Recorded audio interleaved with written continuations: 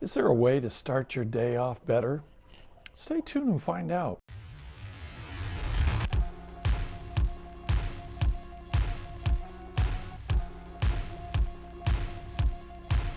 Now I want you to use your imagination and imagine 2 different days. I want you to go back and remember what was a day recently where you rocked it out. You felt really productive. You got things done, you got on things quickly, and you just powered through the day. You were good that day. And let's think of another day, a day where you didn't get quite so much done.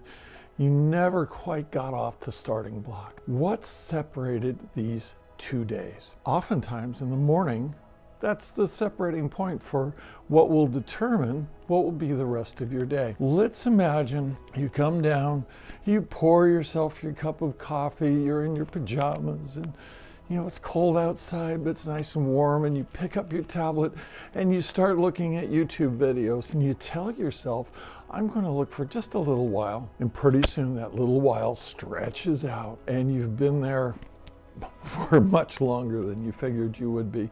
And any advantage you had in getting up earlier has been lost. You now have to hurry up and get on with your day. Let's imagine a very different morning where you get up, you get your cup of coffee, but you go out and you get on the exercise bike, and maybe you watch YouTube videos during that 30 or 40-minute ride, but then you're done and you put it up and you get your breakfast. Maybe you have it pre-prepared, you've done refrigerator oatmeal, you heat it up, you go into your workplace and you begin your day.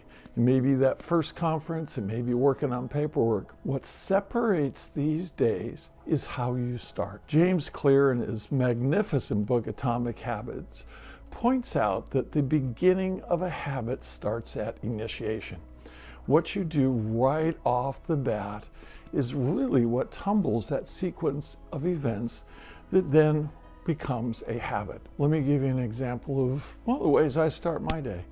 I go to sleep in clothes that I can work out in. That way I have no friction in terms of changing before I then go out and exercise. You can sleep in sweats, and yeah, I usually do, or the equivalent. That's because I want no barriers to extra friction in terms of going out and getting my workout in. That starts my day. I'll often come in and meditate. That gives me a cool down period. I'll grab a quick breakfast and I'll go start writing, because I want to use those small amounts of time where my house is quiet, where I can sit and tape a YouTube video and not have any interruption. Let's say your argument is, oh, morning is so hard. I have trouble getting up in the morning. It's just not my time.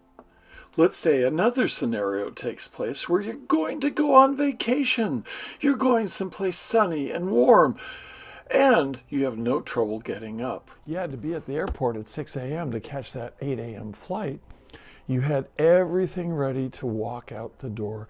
You cut the friction to that experience, and you had no trouble at all getting up because it was something you wanted to do. You chose to do that. You cut the friction, you got up, you got what you needed, you walked out the door, and you caught the plane and had a wonderful vacation. What separates that from day to day? You prove to yourself that you can get up if you want to get up. And what I suggest is that you lay out what you want to do first thing in the morning. You really have a good idea of what you're going to do when you start your day. I hope this has been a useful video for you. If you want more, you know how to do it. You can see the little button down there. I would like you to thump that like button, and if this has been at all useful for you, it's going to be useful for someone else. I want to thank you for your time, and I will see you next week.